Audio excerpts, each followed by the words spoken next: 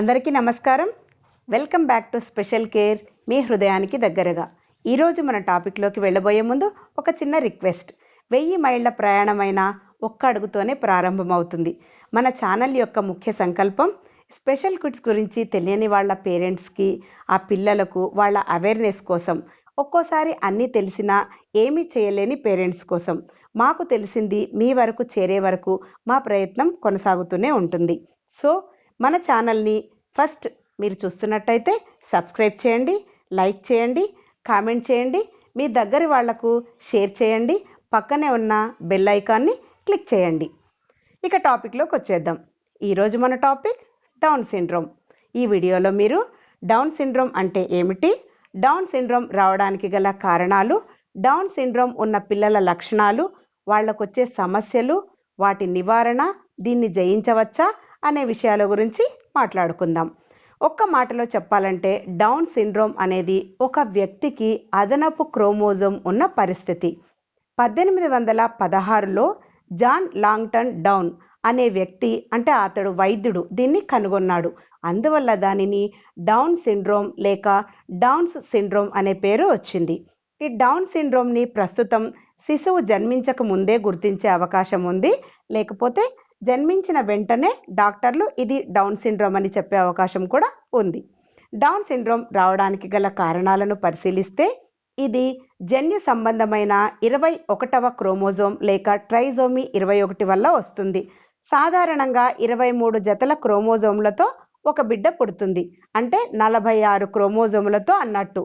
అదే down syndrome ఉన్న పిల్లల్లో అయితే ఈ 21వ జత క్రోమోజోములో 2 పోగులు ఉండాల్సిన చోట 3 పోగులు ఉంటాయి. అంటే మదర్ నుంచి ఒకటి వస్తుంది, ఫాదర్ నుంచి ఒకటి వస్తుంది, క్రోమోజోములు XYవి 2. కానీ వీళ్ళకు మాత్రము అదనంగా ఒకటి 21వ క్రోమోజోమ్ స్థానంలో చేరుతుంది.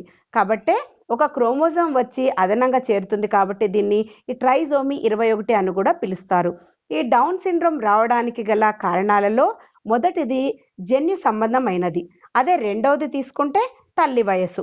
మనం ఇంతకుముందు కూడా మాట్లాడుకున్నాం.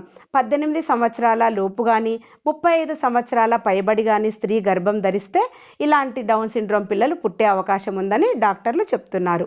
అయితే ఈ డౌన్ సిండ్రోమ్ ఉన్న వాళ్ళకి సాధారణంగా కొన్ని లక్షణాలు ఉన్నాయి. సాధారణంగా డౌన్ సిండ్రోమ్ ఉన్న పిల్లల సాధారణ భౌతిక లక్షణాలను చూస్తే చదునైన ముఖం, చప్పిడి ముక్కు, బాదం ఆకారంలో చిన్న కళ్ళు, చిన్న మెడ, చిన్న చెవులు, నోటి నుంచి అంటుకునే నాలుక, కంటి కనుపాపపై చిన్న తెల్లని మచ్చలు, దాని తర్వాత చిన్న చేతులు మరియు కాళ్ళు, అరచేతికి అడ్డంగా ఒకే గీత, బొటనవేలికి కాలి బొటనవేలికి మిగిలిన వేళ్ళకి మధ్య సందు అంటే గ్యాప్, వదులుగా ఉండే కీళ్ళు, ఎత్తు తక్కువ. ఈ డౌన్ సిండ్రోమ్ ఉన్నవాళ్ళు చూడడానికి ఒకేలాగా కనపడతాయి, కానీ ప్రతి వ్యక్తికి వేరువేరు సామర్థ్యాలు ఉంటాయి. అయితే ఈ డౌన్ సిండ్రోమ్ వాళ్ళ సమస్యలు తీసుకుంటే మనం ముఖ్యంగా వీళ్లకు స్పీచ్ అనేది చాలా తక్కువగా ఉంటుంది. ఒక్కొక్కసారి స్పీచ్ ప్రాబ్లం అనేది మొత్తానికే, అంటే ఖచ్చితంగా వీళ్ళకి స్పీచ్ ప్రాబ్లం అనేది ఉంటుంది. ఈ పిల్లలలో పుట్టుకతోనే గుండె సమస్యలు, వినికిడి లోపం, కంటి లోపం రావచ్చు. ఇంకా వీళ్లకు బిహేవియర్ ప్రాబ్లమ్స్ కూడా రావచ్చు. ఆటిజం కానీ ADHD కానీ అవి కూడా రావచ్చు. దాని తర్వాత ఈ జీర్ణకోశ వ్యాధులు, జీర్ణ సంబంధ వ్యాధులు కూడా రావచ్చు. దీంతో పాటు రెసిస్టెన్స్ పవర్ అనేది తగ్గుతుంది, అంటే వ్యాధి నిరోధక శక్తి అనేది తక్కువగా ఉండే అవకాశం ఉంటుంది. దానికి తోడు వీళ్ళకి మైల్ స్టోన్స్ కూడా లేట్ అవ్వచ్చు, అంటే నడవడము, పాకడము, కూర్చోవడము ఇలాంటివి ఆలస్యం కావచ్చు. మరికొంతమందికి మతిమరుపు కూడా రావచ్చు, అంటే మాట కూడా ఈ మాట రాదు కాబట్టి దాంతోపాటు ఈ మతిమరుపు కూడా వస్తుంది. తర్వాత వీళ్ళకు IQ లెవెల్స్, అంటే ఈ ఇంటెలిజెన్స్ కోషెంట్ ఉంటుంది కదా, ఈ లెవెల్స్ కూడా తగ్గే అవకాశం ఉంది. వీళ్ళ లైఫ్ స్పాన్ కూడా అందరితో పాటు పోల్చుకుంటే కొంచెం తక్కువగా ఉంటుంది అని చెప్తుంటారు డాక్టర్స్. అయితే వీళ్ళని పరిశీలిస్తే చాలా వరకు ఈ డాక్టర్ల సూచనలతో ఫిజియోథెరపీ కానీ, ఆక్యుపేషనల్ థెరపీ, స్పీచ్ థెరపీ, తర్వాత బిహేవియర్ థెరపీ అనేవి మంచి థెరపిస్టులతో, మంచి రిహాబ్ సెంటర్స్లో కానీ క్లినిక్స్లో కానీ వీళ్ళు వాటిని చూస్ చేసుకొని మంచి నిపుణుల ద్వారా ట్రీట్ చేయిస్తే మంచిది. ఇంకా అకాడమిక్స్ని తీసుకుంటే సాధారణంగా పిల్లల కంటే వీళ్ళు కొంచెం ఈ అకాడమిక్స్లో వెనుకబడి ఉంటారు. కాబట్టి చాలామంది పిల్లలు సామాన్యంగా పాఠశాలలో చదువుకోలేకపోయినా కొంతమందికి ప్రత్యేకమైన విద్యా సౌకర్యాలు అవసరమవుతాయి. వీళ్ళలో కూడా కొద్దిమంది డిగ్రీలు చదువుకుంటారు, ఇంకొంతమంది డాన్సర్లుగా, మరి కొంతమంది వొకేషనల్ కోర్సులో తీసుకొని చక్కగా అందులో కూడా చదువుకుంటున్నారు. అయితే సరైన విద్య, వీరి ఆరోగ్యం మీద కొంత శ్రద్ధ వహిస్తే వీళ్ళ జీవితం కూడా ఒక వండర్ అవుతుంది. అయితే దీన్ని నివారించవచ్చా అంటే, డౌన్ సిండ్రోమ్ అనేది అదనపు క్రోమోజోమ్ వల్ల సంభవిస్తుందని పరిశోధకులకు తెలుసు. కానీ డౌన్ సిండ్రోమ్ ఎందుకు సంభవిస్తుందో, ఎన్ని విభిన్న కారకాల పాత్ర పోషిస్తాయో మాత్రము తెలియదు. కానీ కొన్ని ముందు జాగ్రత్తలతో కొంతైనా దీన్ని అరికట్టవచ్చు. అది ఎలా అంటే, డౌన్ సిండ్రోమ్కి మరొక కారణము అనే అంశం కింద మనము తల్లి వయసును తీసుకున్నాం కాబట్టి, ఆ తల్లి వయసు 18 సంవత్సరాలకి లోపల మరియు 35 సంవత్సరాలకి పైన గర్భం రాకుండా జాగ్రత్తలు తీసుకుంటే ఈ డౌన్ సిండ్రోమ్ని కొంతవరకు అరికట్టవచ్చు. అయితే గర్భధారణ సమయంలో డౌన్ సిండ్రోమ్ గుర్తించగలగడానికి 2 ప్రాథమిక పరీక్షలు ఉన్నాయి. రక్త పరీక్షలు ఇవి ఉన్నాయి.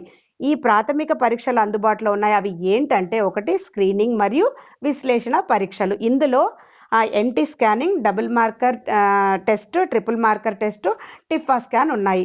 దాని తర్వాత ఇంకా ఇప్పుడు ఈ ఫీటల్ మెడిసిన్ స్పెషలిస్టులు చాలామంది ఉన్నారు. వాళ్ళు ఏంటంటే టెస్ట్ చేసి వీళ్ళని ఏదైనా ప్రాబ్లం ఉంటే ఫర్దర్గా ఏం చేయాలో చెప్తారు. తర్వాత నెక్స్ట్ ప్రెగ్నెన్సీకి ప్లాన్ చేస్తే మాత్రము తప్పనిసరిగా ఈ ఫీటల్ మెడిసిన్ కౌన్సిలర్ల దగ్గరికి వెళ్ళి ముందుగానే ప్రీ కౌన్సిలింగ్ తీసుకొని మనము వాళ్ళు ఎలా చెప్తారు అంటే కన్సీవ్ అయిన తర్వాత కరెక్ట్గా వాళ్ళు చెప్పింది మనం ఫాలో అయితే చాలా బాగుంటుంది. అంటే ఆ డాక్టర్ చెప్పిన ప్రకారంగా టెస్టులు చేయించుకొని ప్రాపర్ ఫుడ్ కానీ రెస్ట్ కానీ తీసుకుంటే బాగుంటుంది. అయితే వీళ్ళకి ఇచ్చే థెరపీస్లో అతి ముఖ్యమైనది స్పీచ్ థెరపీ అనుకున్నాం కదా. ఎందుకంటే ఈ స్పీచ్ థెరపీలో ఎలా మాట్లాడాలి, వాళ్ళ మాటని ఇంప్రూవ్ చేయడం అనేది జరుగుతుంది. తర్వాత అన్ని థెరపీస్ అందరికీ ఉపయోగపడతాయా అని చెప్పలేం, కానీ స్పీచ్ థెరపీ మాత్రము ప్రతి ఒక్కరికి, డౌన్ సిండ్రోమ్ ఉన్న ప్రతి ఒక్కరికి ఉపయోగపడుతుంది. తర్వాత మనం ఫిజియోథెరపీ తీసుకుంటే ఈ డౌన్ సిండ్రోమ్ ఉన్న వాళ్ళకి సహాయపడే శారీరక చికిత్సకులు అంటే ఫిజియోథెరపిస్టులు ఏం చేస్తారంటే, వీళ్లకు కూర్చోవడము, నడవడము, క్రాల్ చేయడము, స్థూల మోటార్ అంటే గ్రాస్ మోటార్ అంటారు కదా, కాళ్ళతో చేసే పనులు అవి నేర్పిస్తారు. మైల్ స్టోన్స్ సాధించడానికి కూడా అవసరమైన బలాన్ని కానీ ఓర్పును కానీ ఇందులో వాళ్ళు పెంచుతారు. దాని తర్వాత ఆక్యుపేషనల్ థెరపీ. ఇందులో ఏంటంటే ఫైన్ మోటార్ అంటే ఈ ఫింగర్స్తో చేసే పనులు, వాళ్ళ రోజువారీ పనులు అంటే స్పూన్ పట్టుకోవడము, పెన్ పట్టుకోవడము, షూలేస్ కట్టుకోవడము, బటన్స్ పెట్టుకోవడము, ఆ తర్వాత కోంబింగ్, ఇవన్నీ ఏంటంటే ఫింగర్ అండ్ బ్రెయిన్ కోఆర్డినేషన్తో చేసే పనులు ఇవి. సో ఇవన్నీ అందులో ఈ ఆక్యుపేషనల్ థెరపీలో నేర్పిస్తారు. దాని తర్వాత వీళ్ళు ఏంటంటే ఈ అకాడమిక్స్లో వీళ్ళు కొంచెం వెనుకగా ఉంటారు కాబట్టి అకాడమిక్స్ కంటే ముందుగా వీళ్లకు ఈ మిగతావి ప్రాధాన్యత ఇచ్చి ఇవన్నీ నేర్పించడం వల్ల ఏమవుతుందంటే పిల్లలు సెల్ఫ్గా అంటే వాళ్ళకు వాళ్ళే ఆ పనులు నేర్చుకోవడానికి వీలవుతుంది. దాని తర్వాత బిహేవియర్ థెరపీ ఉంది. ఇందులో ఏంటంటే సోషల్ బిహేవియర్ అంటే ఎక్కడికన్నా వెళ్తే ఎవరితో ఎలా మాట్లాడాలి, వాళ్ళు మాట్లాడితే వీళ్ళు ఎలా స్పందించాలి, ఏదైనా వస్తువు తీసుకున్నప్పుడు థ్యాంక్ యూ చెప్పడము, లేదా ఏదైనా వాళ్ళ తరపున ఏదన్నా పొరపాటు జరిగినప్పుడు సారీ చెప్పడము, ఇలాంటి చిన్న చిన్నవన్నీ నేర్పిస్తారు. అయితే వీటన్నిటితో పాటు ఎంతో ముఖ్యమైనది ఏంటంటే పేరెంట్స్ కేర్, ఇంకా ఫ్యామిలీ సపోర్ట్ ఉండాలి.